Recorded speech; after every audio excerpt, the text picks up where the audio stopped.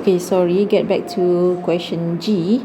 I think there is a typo here, which the question is 4x minus 6. So actually this is plus 6, plus with 6. So based on our solution in the previous video, so here we will have plus 6 here. So what can we do next in order to diminish term of x? Kita nak buang term of x. So dekat sini masih ada term of x, kita masih boleh integrate. Okay, so apa yang boleh kita buat? Okay, you all boleh tengok dekat sini, kita boleh keluarkan 2. Okay, so kita akan dapat macam ni, 2. Okay, akan jadi 2x tambah 3. Okay, u kuasa 4 du per 2x tambah 3. Okay, so 2x tambah 3 boleh potong, so yang tinggal 2 per u kuasa 4, so du. So no more term of x, so we can proceed to integrate this equation. So before we integrate this equation, we need to bring u upper side. So we will get to the function of 2 u power of negative 4 du. Okay, so kita boleh proceed untuk integrate dia. Akan jadi u kuasa negative 4 plus 1, which is negative 3, divide by negative 3 plus c. So kita boleh keluarkan macam ni. Okay, substitute back u in term of x square plus 3x plus 7. Okay, ataupun kita boleh buat jawapan dia macam ni, negative 2 over 3, kuasa 3 bawa ke bawah semula.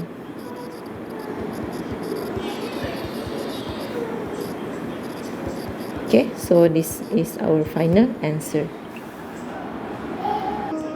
So let's proceed with another question. Okay, this one, to integrate tangent x dx. Okay, so actually we need to use the method of substitution to integrate this function. So given tangent x divided by sine x divided by cos x, so this expression will become this one. Okay, integration of sine x divided by cos x dx. And then ini kita ada pecahan macam tadi juga, kita kena pilih bahagian bawah sebagai kita punya assumption u. So our u will become cos x, and then du over dx will become negative sine x. Okay, so daripada sini kita darab silang, kita akan dapat negative du equals sine x dx. Okay, so kita macam ada typo kat sini, tak apa, saya akan buat solution kat tepi. Okay, so soalan ni dia tadi dekat sini. Okay, tangent x tukar jadi sin x divided by cos x, and then our assumption u is cos x, so we'll get sin x divided by, our u is cos x, okay, divided by u. And with what is our dx? Okay, from here, okay, kita boleh buat dx jadi negatif du divided by sin x. Okay, so kita punya dx ni akan jadi negatif du divided by sin x. Okay, so this time kita boleh potong kebetulan, and then negatif boleh bawa keluar, yang tinggal adalah macam ni. Okay, okay, so kita integrate dia. 1 over u integrate akan jadi ln u. Okay, so the answer is negative ln u plus c, and then we need to substitute back our u, so it will become negative ln cos x, okay, plus c. So that's our answer. Okay, next one. Okay, also we have the function in term of fraction. Okay, fraction. So you all kena ingat pengajaran daripada soalan-soalan yang sebelum ni tadi, kalau function dia bentuk fraction, pecahan, you all kena pilih u sebagai term yang bawah. Okay, so this time our u is 1 minus cos x, so our du over dx will become sin x. Okay, differentiate function ni akan jadi sin x. So from here we will have sin x divided by, okay, so this is our u. What is our dx? Okay, daripada sini daripada sini darab silang, so bila darab silang dapat ni, so kita nak dx saja, so sin x bawa ke sini akan jadi du over sin x equals dx. So kita punya dx ganti dengan du over sin x, dan kebetulan sin x boleh potong, so yang tinggal integration of 1 over u du. Okay, so integrate 1 over du, kita akan jadi dapat ln u. So the answer is ln u plus c, and then substitute back our u. So the final answer is ln 1 minus cos x plus c. Okay, next question. Okay, the next one. So this time we choose our u as the term in the bracket, which is 2x square minus 3. So we will have du over dx equals 4x. So ini darab silang, kita akan dapat du equals 4x dx, and then kita akan dapat daripada sini du over 4x equals dx. Okay, so kita akan substitute semua ni, 4x, so this is our u, kita akan dapat u equals 6. So our dx is right here, du over 4x. Dan kebetulan 4x boleh potong, so no more term of x, so kita boleh proceed dengan integration. Okay, so kita akan dapat u equals 7/7 tambah c. So the final answer is 2x square minus 3 power of 7 divided by 7 plus c. Okay, so ini jawapannya. Okay, next page. Okay, so this is a definite integral which we has study in last week, but I haven't discuss on the properties of definite integral. Okay, properties ni kita belum discuss lagi last week. Okay, we have 1, 2, 3, 4, 5, 6 properties of definite integral.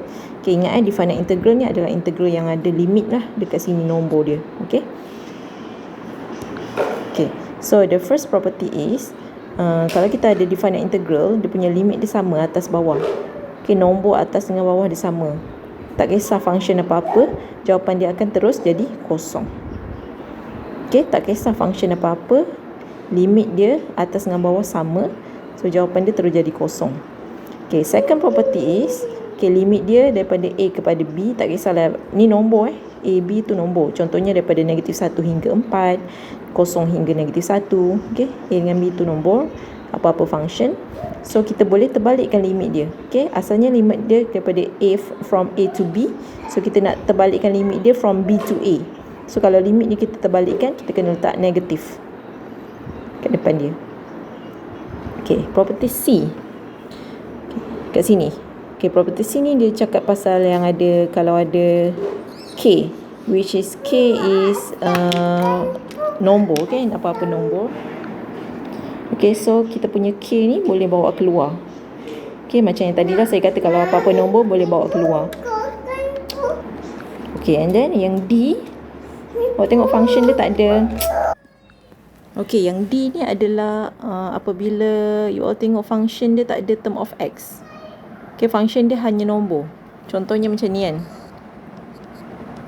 Function dia nombor saja. 3 dx macam tu. Okay. So jadi apa? Kalau function dia nombor saja, dia akan jadi nombor tu bawa dekat depan, lepas tu b tolak a. So nombor dia 3 and then b tolak a. this is our B, ni A. So B tolak dengan A. So terus dapat macam tu je jawapan. 3 ni jadi 5. Okay, 15. Okay, so itu bila case function dia tak ada variable X, dia hanya nombor saja macam ni. Okay, E. Yang E pula, okay, limit dia daripada A ke B. A ke B. Contohnya limit daripada -1 hingga 4. Okay, ada function. Lepas tu kita nak splitkan kepada dua integral. Tambah tengah-tengah. Kita nak splitkan dia kepada dua integral. You all tengok apa terjadi kepada integral dia. Asalnya A kepada B. Lepas tu dia pecahkan jadi AC, CB. AC, CB. Okay, di mana C ni adalah terletak tengah-tengah antara A dan B. Okay, so sekarang ni contohnya lah untuk soalan ni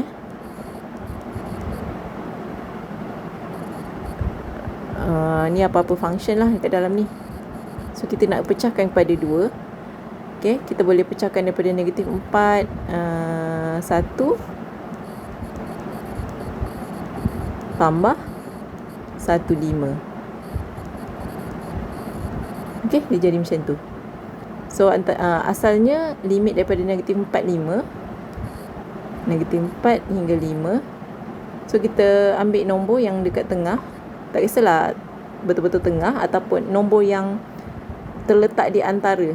Okay, di antara dia. So kita buat daripada -4 hingga 1 and then sambung lagi 1 hingga 5 macam tu. Okay, so syarat dia nombor kat sini dengan kat sini mesti sama lah. Okay, sini dengan sini mesti sama.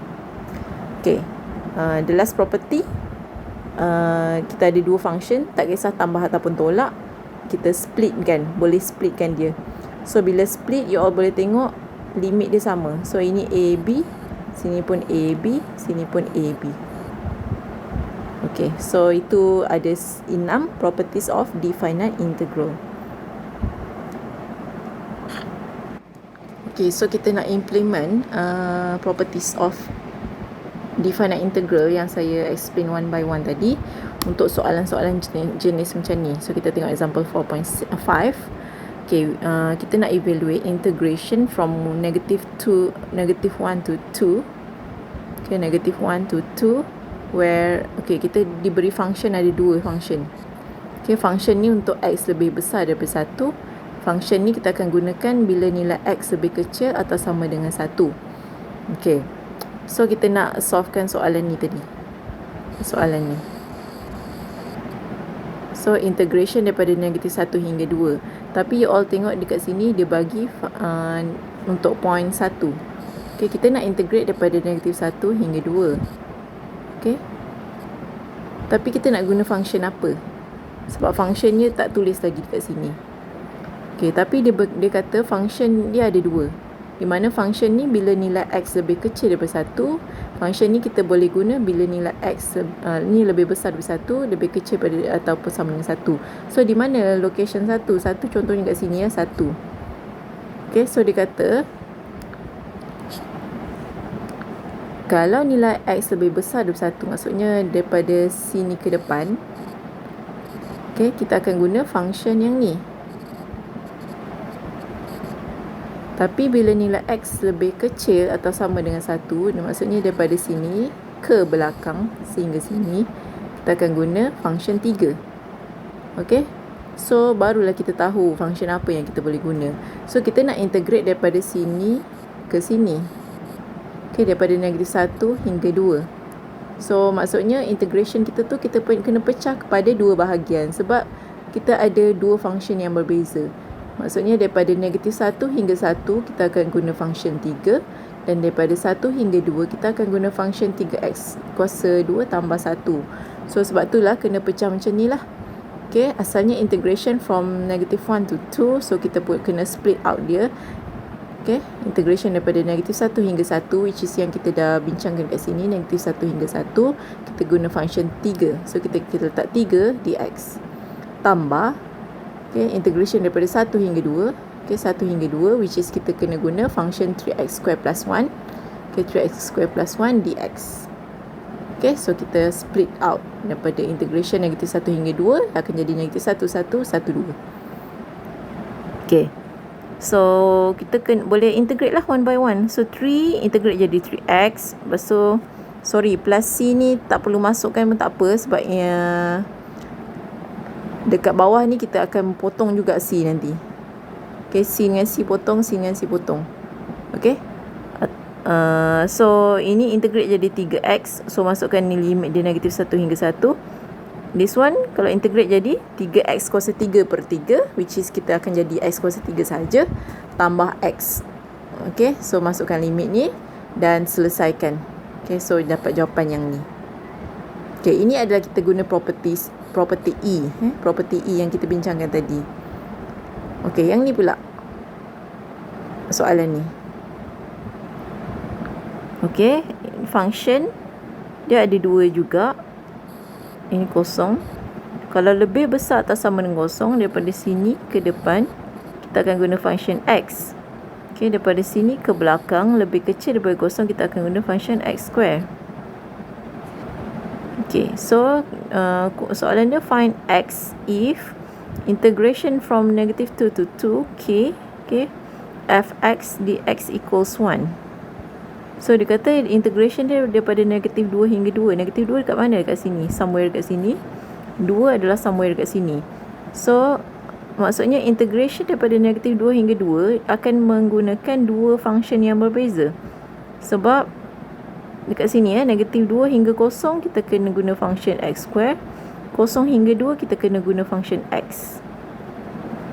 Okay. So maksudnya daripada function asal yang ni ke yang ni function asal dia, k ni bawa keluar. Okay, sebab k ni nombor saja boleh bawa keluar guna property c. Okay, bila bawa keluar, so tinggal yang ni sajalah. Okay, integration daripada negatif 2 hingga 2 macam tadi kita split kan. Jadi negatif 2 hingga 0 dan 0 hingga 2. Okay, so daripada negatif 2 hingga 0 kita masukkan function dia adalah x square dx plus integration daripada 0 hingga 2 function dia adalah x dx. Okay, so kita integrate dia one by one lah. Ini akan jadi x kuasa 3 per 3, yang ni akan jadi x kuasa 2 per 2, dan masukkan limit dia semua, kirakan, dan kita kena equalkan dia dengan 1. Okay, equal 1. So ini dapat 4x 14k per 3 lah. Lepas tu kita kena equalkan dia dengan 1. Okay, equal 1. So kita boleh selesaikan k sama dengan 3 per 14. Okay, another example Ini example yang terakhir untuk topik yang definite integral punya property. Okay, yang ni. Okay, you are given integration from 0 to 1. Integration daripada 0 hingga 1, jawapan dia 3. Integration daripada 0 hingga 1, jawapan dia negatif 1. Ni jawapan dia dia dah bagi jawapan sebab ada equal kat sini, jawapan. Okay, so soalan dia find m if integration negatif daripada negatif 1 negative until 1 for this function equals 12. Okay, macam mana nak buat? You all tengok ini salin balik soalan ni. Okay, so you all tengok dekat sini ada dua function dan ditolakkan, so kita boleh split out. First integration untuk function yang ni tolak, and then integration untuk function yang kedua equals 12. Okay, and then m boleh bawa keluar sebab m ni nombor saja. So itulah dia akan jadi macam ni. Okay, so you all boleh tengok dekat sini. Ini dengan ni sebiji sama. Okay, so kita boleh tukar dia jadi 3. Dan yang ni dengan yang ni pun sebiji sama. So kita boleh tukar dia jadi negatif 1. Okay, so kita akan dapat 3m tambah 1 sama dengan 12. So bolehlah selesaikan cari nilai m. Okay. Okay, yang ni topik yang ni pula kita nak sambung balik integration by substitution tadi. Tapi kali ni soalan kita integration yang jenis definite. Dia ada limit kat sini. Okay, kita nak guna substitution tapi integration dia ada limit. Okay, so kita tengok example yang ni. Okay, So untuk carry out method of substitution, kita kena pilih U kita U. So this time kita pilih U sama dengan negatif 2x tambah 7.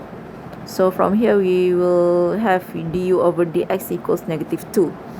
Okay, then our dx equals negative 1 over 2 du. So kita substitute semua kita punya assumption dekat dalam soalan ni, soalan yang asal. So ini kita akan dapat u kan, u kuasa 2. So kita punya dx adalah negatif 1/2 du. So negatif 1/2 dibawa keluar sebab nombor sahaja. So yang tinggal integration of u square du. So integrate ni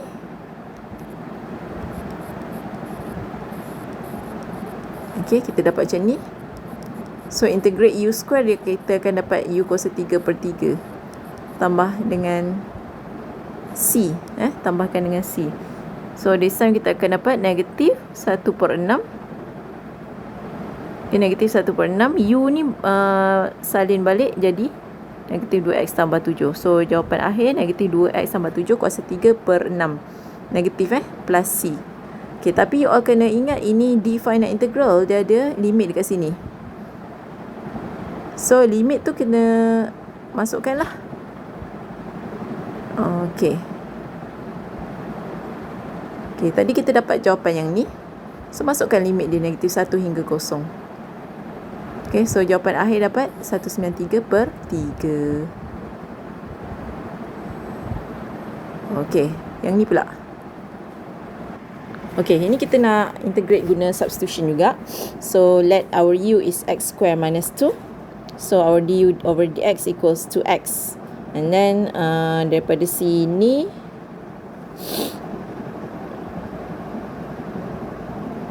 okay, saya buat solution lain dari sini. Okay, so kita buat yang tak ada limit dulu tak ada limit dulu.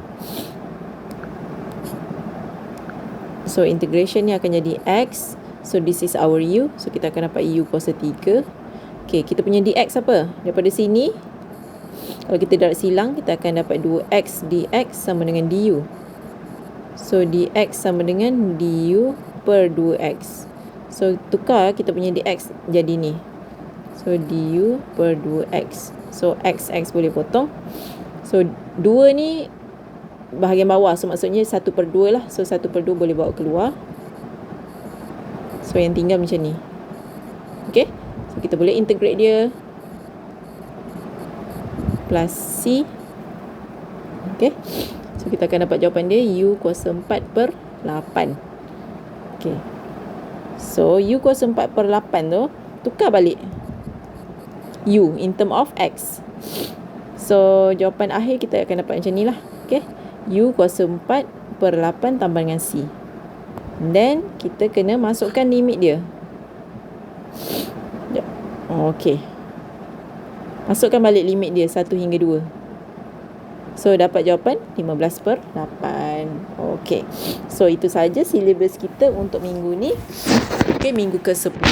So minggu saya akan bagi tahu soalan tutorial yang mana yang kena buat dekat dalam.